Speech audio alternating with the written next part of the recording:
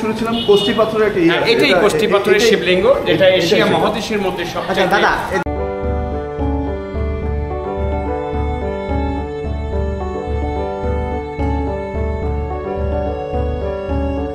প্রান্ত থেকে ভক্তরা এসে মানামানসিক করে থাকেন বিভিন্ন বাবার কাছে, সেটা আশা পূরণ হয় এবং আমাদের কাছে অনেক অ্যাড্রেস ঠিকানা আছে যাদের কাজ হয়েছে। বাবার এখানে অনেকেই মানামানসিক করতে আসে। এখানে বড় অনুষ্ঠান হয়ে থাকে শ্রাবণ মাসের শেষ সোমবার, যেখানে 1 লক্ষ লোকের সমাগম ঘটে।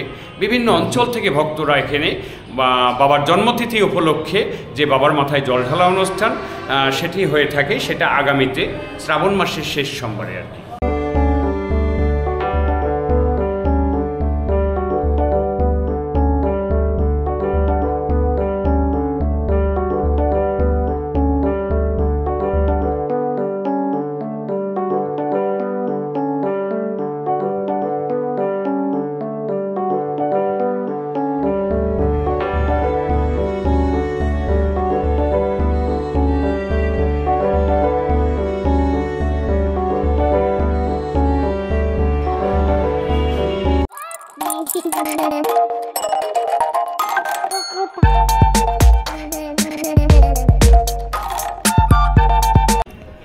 আমরা আসছি পুঠিয়া শিব মন্দিরে আসছি, যে বড় শিব মন্দির।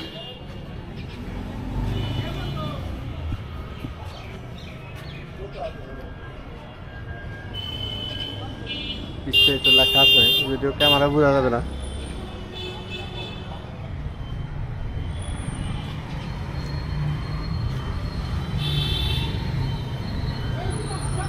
এখন ঢুকবো আমরা মন্দিরের দিকে।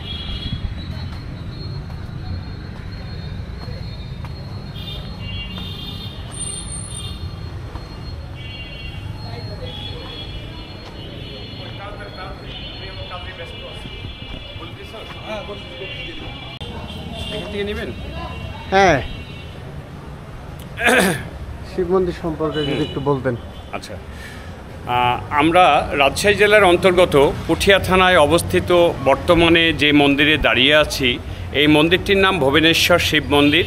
এই মন্দিরটি 1823 খ্রিস্টাব্দে নির্মাণ করেন পাঁচানী মহারানী ভুবনময়ী দেবী। তৎকালীন 3 লক্ষ মুদ্রা ব্যয়ে 7 বছর সময় লাগছিল নির্মাণ করতে। এবং ভিতরে যে শিবলিঙ্গটি আছে, এটি এশিয়া মহাদেশের মধ্যে সবচেয়ে বৃহত্তম শিবলিঙ্গ। প্রতিদিনই এখানে 2 বেলা পূজা অর্চনা হয়ে থাকে, সকাল সন্ধ্যায়। বাৎসরিক অনুষ্ঠান 2টি হয়, শ্রাবণ মাসের শেষ সোমবার, ফাল্গুন মাসের শিব চতুর্দশীতে এখানে হাজার হাজার ভক্তর ঢল নামে। বিভিন্ন অঞ্চল থেকে, এমনকি ইন্ডিয়া থেকে পর্যন্ত ভক্তরা এসে থাকেন। এই মন্দিরে 1971 সালে পাকিস্তান হানাদার বাহিনী এই মন্দিরের ভিতরে ঢুকে মন্দিরের আসবাবপত্র লুণ্ঠন করে, বিভিন্ন বিগ্রহ ভাঙচুর করে। বর্তমানে গণপ্রজাতন্ত্রী বাংলাদেশ সরকারের প্রত্নতত্ত্ব অধিদপ্তর এই মন্দিরের অধিগ্রহণ করেন। আমি লিটন দাস, অ্যাটেন্ডেন্স, প্রত্নতত্ত্ব অধিদপ্তর, পুঠিয়া শিব মন্দির, পুঠিয়া, রাজশাহী। পাশে আমরা আরেকটি দেখতে পাবো রথ মন্দির। এই রথ মন্দিরটিও 1823 খ্রিস্টাব্দের মধ্যে নির্মিত। এটা নির্মাণ করেন রানী ভুবনময়ী দেবী। বর্তমানে সেখানে পূজা অর্চনা হয় না, শিব মন্দিরে পূজা অর্চনা হয়। এবং চতুর্থ সাইড দিয়ে পরীক্ষা, বহিরাগত শত্রুরা যেন আক্রমণ করতে না পারে, এই জন্য পরীক্ষাগুলো এক একটা মন্দিরের নামেই নামকরণ। যেমন শিবসাগর, গোপাল সাগর, গোবিন্দ সাগর, শ্যামসাগর, এইভাবেই নামকরণ। পুঠিয়া বাজারের ভেতরে অবস্থিত 4 তলা বিশিষ্ট দোলমঞ্চ। এই দোলমঞ্চটি 1616 খ্রিস্টাব্দের মধ্যে নির্মাণ করেন রাজা যোগেন্দ্র নারায়ণ রায়। বর্তমানে সেখানে হোলি উৎসব দোল হয় না, বন্ধ আছে। পুঠিয়া পাঁচানী রাজপ্রাসাদ, এই রাজপ্রাসাদটি 1895 সনে রানী হেমন্ত কুমারী দেবী কর্তৃক নির্মিত। বর্তমানে এটি প্রত্নতত্ত্ব অধিদপ্তরের মিউজিয়াম হিসাবে ব্যবহার করা হচ্ছে, জাদুঘর হিসাবে ব্যবহার করা হচ্ছে। পাশেরটি পঞ্চরত্ন গোবিন্দ মন্দির। এই মন্দিরটি সারা বাংলাদেশের মধ্যে খুবই সৌন্দর্য, টেরাকোটায় অলঙ্কৃত ইট, পোড়ামাটির, রামায়ণ মহাভারতের ইতিহাসকে তুলে ধরা হয়েছে। কুরুক্ষেত্র যুদ্ধযাত্রা, বৃন্দাবন লীলা, বিভিন্ন নৃত্য অবস্থায় টেরাকোটার ভিতরে দেখা যাচ্ছে। রামায়ণ হিস্ট্রি, রাম রাবণের যুদ্ধ হচ্ছে, খুবই চমৎকার। এখানে 2 বেলা পূজা অর্চনা হয়ে থাকে, সকাল সন্ধ্যায় গোবিন্দর ভোগ রাগ হয়ে থাকে।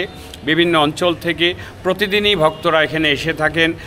এটা একটা ধাম, পুঠিয়া ধাম, গঙ্গামাতা গোস্বামীর স্নানের জায়গা হচ্ছে পুঠিয়া, এবং এখানে দূর দূরান্ত থেকে বিভিন্ন জায়গায় থেকে এই ধামে ভক্তরা এখানে এসে থাকেন। আর পুঠিয়া পাচানি রাজপ্রাসাদ, চারানি রাজপ্রাসাদ, অর্থাৎ এখানে রাজা ছিল দুইটি, বড় ভাই ছোট ভাই, চারানা পাচানা একানা মধ্যম তরফ, এইভাবেই ভাগ হয়ে যায় আর কি।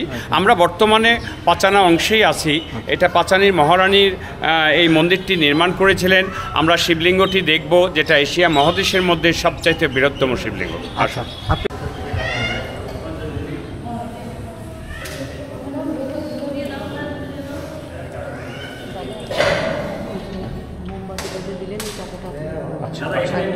হ্যাঁ, ফুল দিয়ে দেন। আচ্ছা, ঠিক আছে।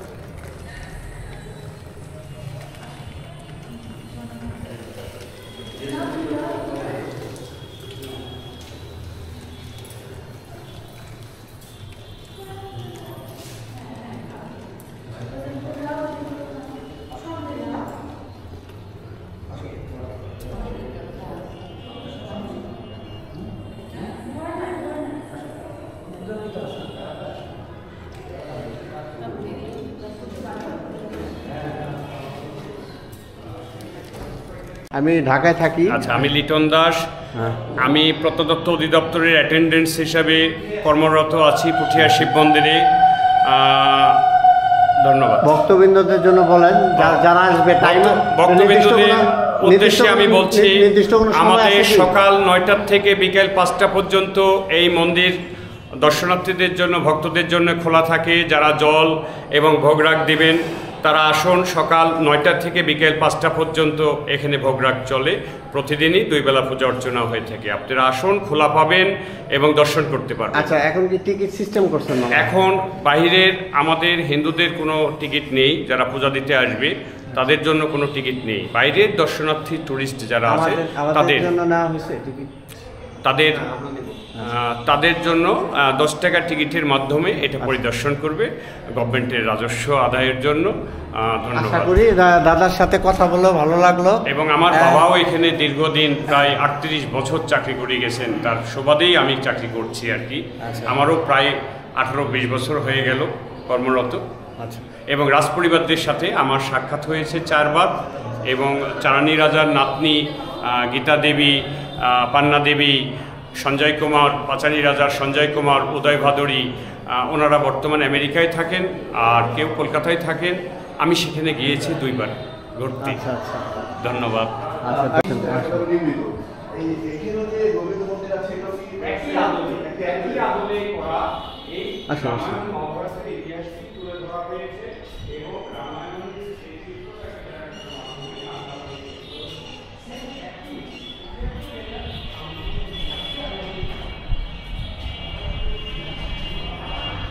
অনেক পুরাতন। হ্যাঁ,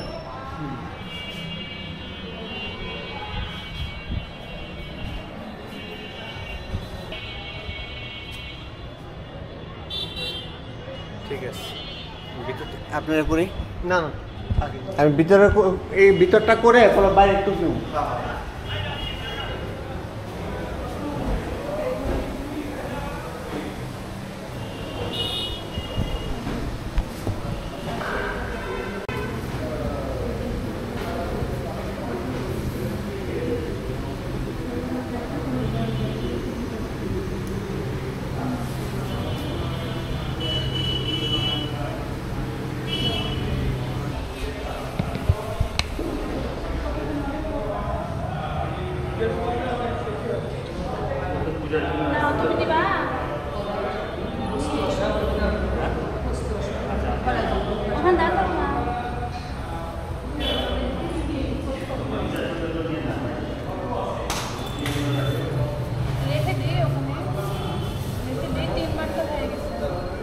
এই মন্দিরে অলৌকিক কোনো ঘটনা কি দেখতে পাচ্ছেন কখনো? অলৌকিক বলতে আমার বাবা এখানে 38 বছর কর্মরত ছিলেন, বর্তমানে আমি আছি। আর এই মহাদেব এটা খুব জাগ্রত মন্দির, খুবই জাগ্রত মন্দির। যাই কিছু আমরা যদি দেখতেও পাই এটা প্রকাশ করা যাবে না, প্রকাশ করা যাবে না। তো এখানে দূর দূরান্ত থেকে ভক্তরা এসে মানামানসিক করে থাকেন বিভিন্ন বাবার কাছে, সেটা আশা পূরণ হয়। এবং আমাদের কাছে অনেক অ্যাড্রেস ঠিকানা আছে যাদের কাজ হয়েছে। বাবার এখানে অনেকেই মানামানসিক করতে আসে। এখানে বড় অনুষ্ঠান হয়ে থাকে শ্রাবণ মাসের শেষ সোমবার, যেখানে 1 লক্ষ লোকের সমাগম ঘটে। বিভিন্ন অঞ্চল থেকে ভক্তরা এখানে বাবার জন্মতিথি উপলক্ষে যে বাবার মাথায় জল ঢালা অনুষ্ঠান সেটি হয়ে থাকে, সেটা আগামীতে শ্রাবণ মাসের শেষ সোমবারে আর কি। এবং অলৌকিক তো অবশ্যই ঘটনা আছে, কিন্তু আমি বলতে পারবো না। আচ্ছা আচ্ছা আচ্ছা, ঠিক আছে, এখন বলতে আপনি ভিতরে দেখাইছেন? হ্যাঁ, ভিতরটা দেখাই দিই।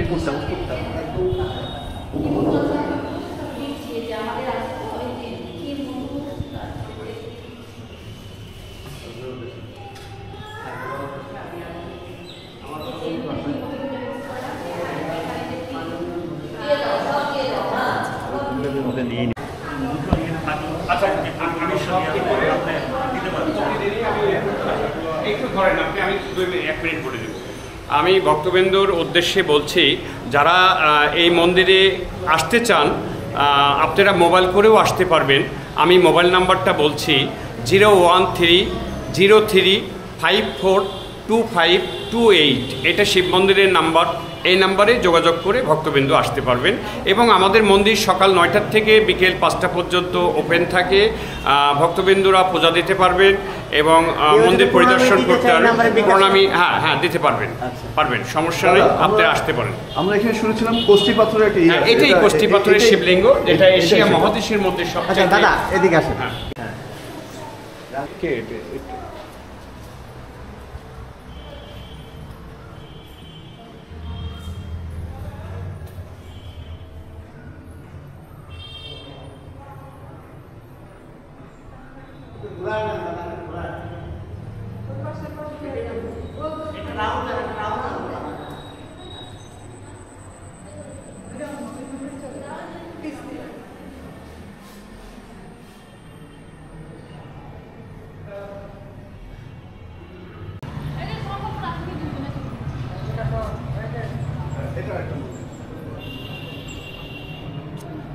এটা এর মন্দিরের তুলনায় ছোট।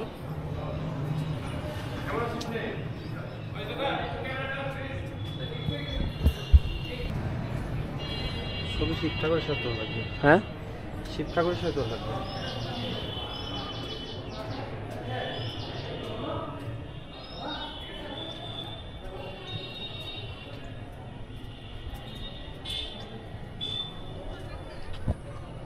বড় পুকুর। হ্যাঁ।